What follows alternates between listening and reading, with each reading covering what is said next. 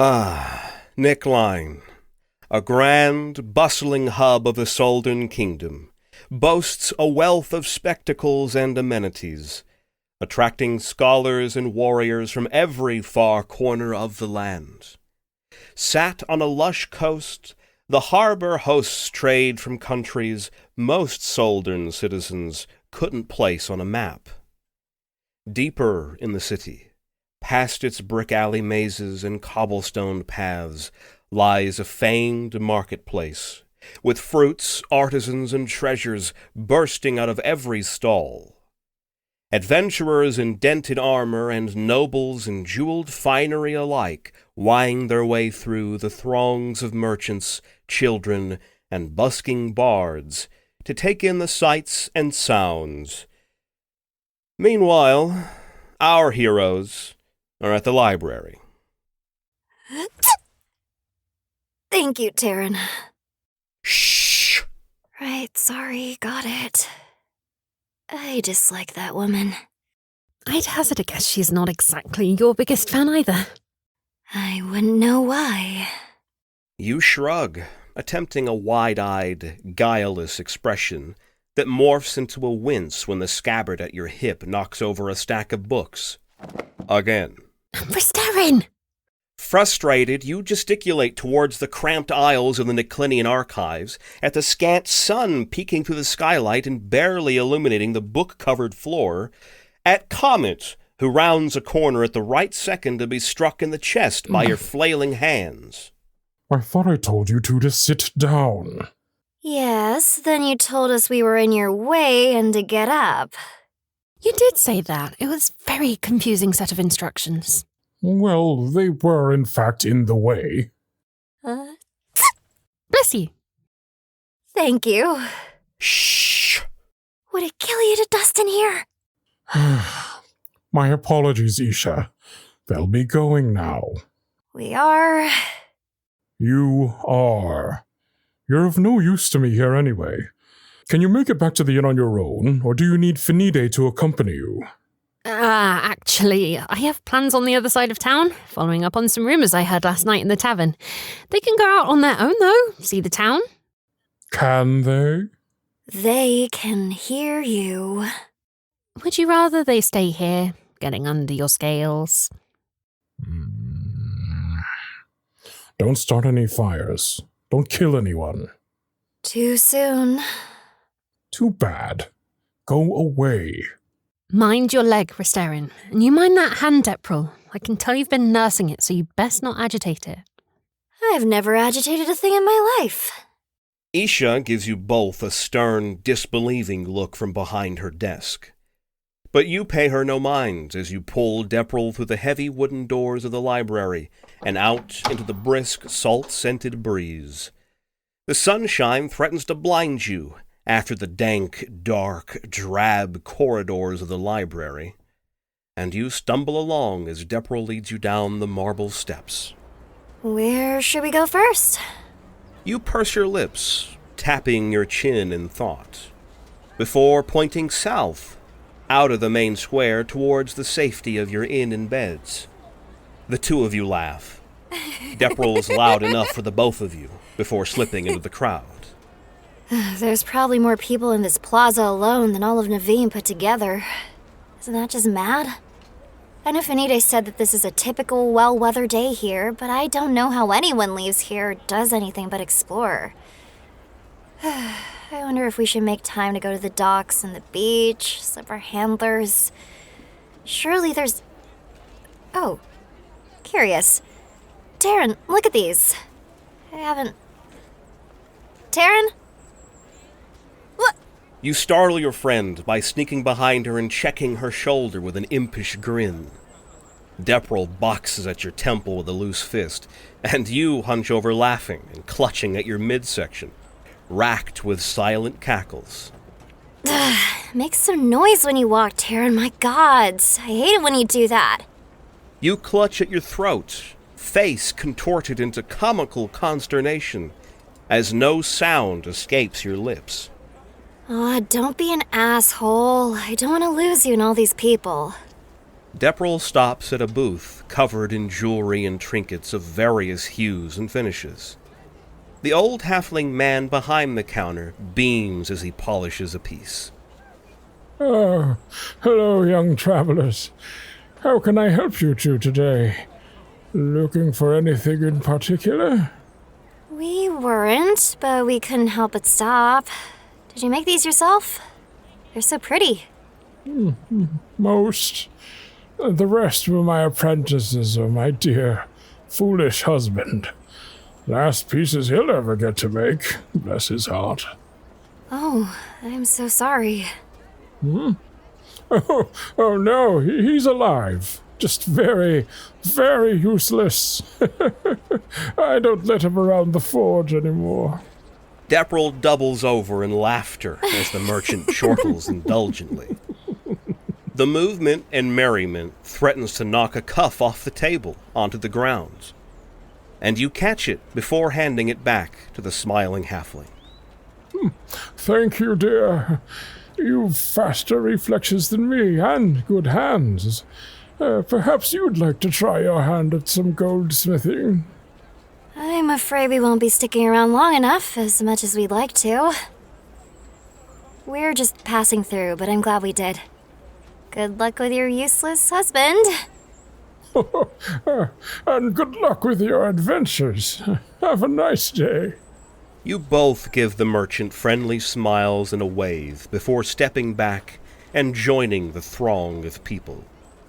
Deprill pays little mind to the other booths, or you, as she walks, giving the other wares the most passing of glances, before stopping and turning to you with a mischievous grin. Gods, he was nice, wasn't he? Almost makes me feel bad. Stick out your hand? Because I said so, give me your hand. You do as she says. Story of your life. And Deprill takes a burnished bronze bracelet out of her pocket. A simple band studded with tiny beads, before putting it on your wrist. You go to smack her, to admonish her for stealing, when the beads chime and jingle. Now I can't lose you, like a cat. Oh, come off it. You have to admit it's a little impressive I managed to take it. It's literally got bells on, but you didn't even notice. I am just that good, and you know it. We won't get in trouble. This was literally one of the cheapest things on his table. And if anyone asks, we can say it fell and rolled away. Stop worrying and appreciate the gift. Then it's a good thing you're the brawn of our operation and I'm the beautiful brains and speed. You don't need to be stealthy. Maybe this can even be your calling card. All the great heroes in the stories had one. Sayin the Bold had his dragonhide armor and shield. Toog the Avenger had her bloodstained braids. Resterin Twend will have a jingly bracelet. Fine, spoil sport. One crime a day. Even if this is the most fun I've had since we've gotten here. Your friend gives you a smile that doesn't quite reach her eyes. That hasn't since she buried a knife in a man's skull and watched his putrefied corpse taint and poison the earth. That was 2 days ago now, and you've all moved non-stop since then. Traveling through the night to reach Nickline, barely allowing your bodies to hit your rented beds before getting up with the sun and comet. It strikes you that this is the first time since then that you and your childhood friend have been alone. The first time you've had the room to breathe and consider the blood on your hands. You could regroup, rest, talk without Comet and Finide's hovering supervision. Ask her if she still feels the breaking of bone in her fingertips, like you do. If she still hears it. Well, if we have one day of freedom for the foreseeable future, I'd rather not spend it standing still. Let's go this way. I smell food. Yes, I'll pay for it this time, my gods. Can't believe I ever thought you were fun. You follow Deprill who follows the scent of charred meat and onions to a warm, smoke-filled alleyway, brimming with vendors, customers, and smoldering grills of game, seafood, and vegetables, the likes of which you've never seen. Deprill stops in the line of the biggest booth with the most options, where the sound of fat dripping and sizzling against the coals calls the loudest. Oh, a lot of food there. How much to take some of it off your hands? You do that? Relieve stock off me and my team so we don't have to? Oh, you shouldn't have. Oh, we're just that happy to help.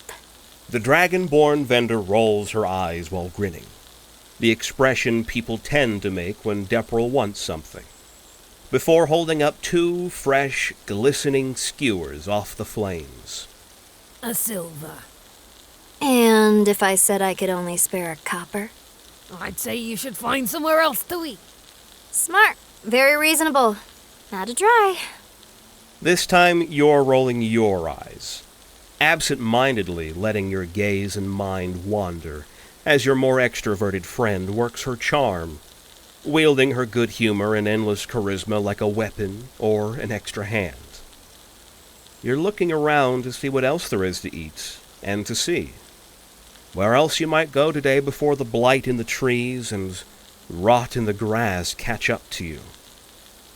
Thus, you hear rather than see what happens next. Deprill shouts in surprise. The merchant in anger.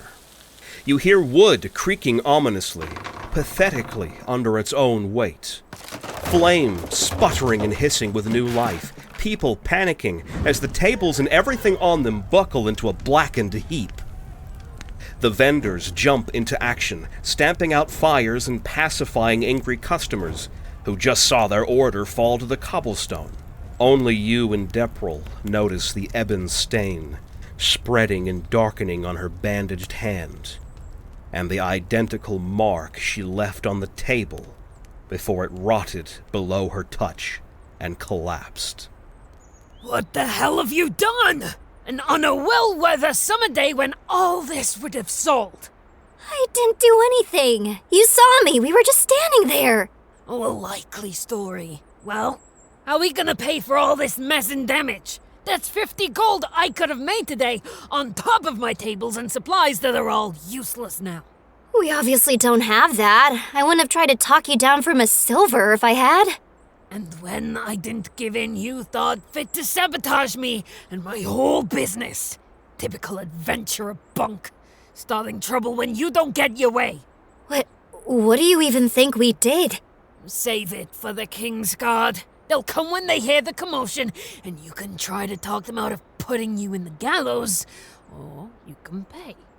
No one is executing anyone over a freak accident, which it obviously was. Anyone could see that and tell. And yet, you dart your eyes back and forth, surveying the alleyway around you. You see Deprill's twitching hands inching towards a dagger that's no longer there. You see the wooden struts of the fire and booth smolder and crumble and decay in a growingly familiar fashion. You see other shoppers and loiterers quickly vacating the alleyway, except for those with nosy eyes and long necks. You don't see anyone wanting or willing to help you. Until... Resterin, Deprill, Greer. Comet presses, I live and breathe. Hometown boy come to haunt his own stomping grounds. What, are these yours? Did you bring home trouble? Unfortunately. What do you suppose they've done? Ruined my stall. Used some of that god's forsaken magic you're always waving around to do it. Greer, these two barely have enough magic or skill to pick up an apple, let alone do damage of this caliber. And even if they did, you wouldn't get any gold out of them. I know they don't have any. But you do. The merchant grins up at Comet with knowing glee, and Comet glares down his nose at you with barely suppressed rage and something that feels painfully like disappointment. It is only when you two lower your gaze, properly cowed, that he sighs. I have 20 gold, which I know is more than enough to cover what's been ruined. You'll get that and nothing more. And if that won't do? Then you get nothing. Your choice. Same old Comet, still needing to be higher and mightier than the rest of us. Did you come back just to turn up your nose and tail at where you grew up? I certainly didn't come to catch up. Take the money, and we'll all go about the rest of our lives. Greer holds out an open palm, not breaking eye contact, as Comet puts a small sachet of gold into it. She tests the weight of it, once, twice, before smiling brightly, as if the last 10 minutes never happened. So nice to see you, Comet. Come along, Resterin, Deprill. Keep your head up. Do not make this worse. Comet marches out of the alley, back into the sunlight, through the square and shops with nary a backward glance. You and Deprill follow, trying to match his swift pace and long strides, trying not to feel like ducklings following their mom, or prisoners being led to the executioner's block. Comet. Not now. Not now. Looks like you two had an eventful afternoon. The two of you startle as Finide's voice pipes up from behind you. Your gnome friend raises a curious brow at you both, before pushing you forward. With her bringing up the rear until you all return to the inn in your rooms, you add shepherded dogs to the list of unfortunate resemblances. I can't leave you two alone for anything. For even an hour. I can't believe this. Hey, that's not fair. I don't care what you think is fair. I care that you two behave, and maybe use your brains if I could be so lucky. I don't know why you can't keep your wits about you, and your hands to yourself. But we are in this mess because of you, because of your rash decisions, and I would like you to be mindful of that. Speaking of hands, let's take a look at that, shall we? No, it's fine. I'm fine. Let me rephrase. I'm going to examine your hand now. Deprill glowers, but acquiesces, stone-faced as Finide unwinds the bandage from her hand and reveals the mottled and tarnished flesh. Where she touched the tree, Deprill's skin has colored dark, as if charcoal were rubbed into the surface, coloring over and away the lines of her palm's fortune. Finide hovers to examine it, but you take your friend's hand, taking note of how disconcertingly warm and dry and wrong it feels to the touch. Well, that complicates things. Wandering hands would not have been as much of an issue if not for the extenuating circumstances. You can hardly blame them for this. Watch me. Your gratitude is late and functionally worthless.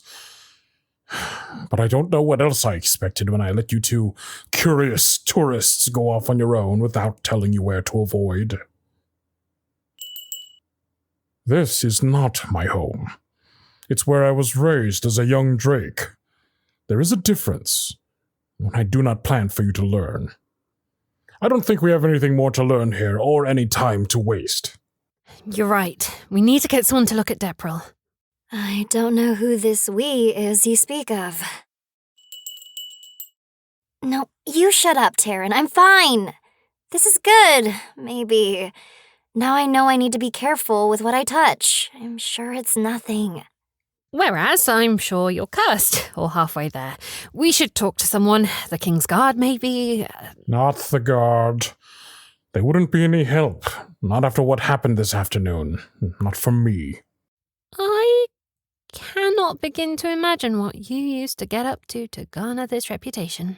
Bold of you to assume I'm at fault. Well, that seems to be the trend today. Oh, and how much did you pay for that bracelet, That's what I thought. No guard. Maybe to the guard? No, we should leave town. I've come across an account of something similar happening 10 years ago, and the scholar who documented it lives in a village not too far from here. We can go there, gather more information, and monitor Deprill's situation. Get help there if we need it. Or we could get help now. What are they gonna do? Run us out of town for talking to a healer? Doesn't matter what I want to do. Not really. Well, I tried. What do you think, Taryn? Well, Taryn, what do you think? Should you see a healer? Maybe ask the guard for help? Or should you just journey ahead? You've just listened to episode 4 of Chaos and Consequences. After its live recording, our Twitch audience chose to seek out a healer who might know a remedy for Deprill's curse. The cast rolled a d20 to determine our party's likelihood of success. The die delivered an 8. But thankfully for Deprill, audience members gifted 5 d4s to modify this roll to a 21. Certainly, this will be enough to stave off the dark magic that afflicts our friend. Right? Find out next time on Chaos and Consequences.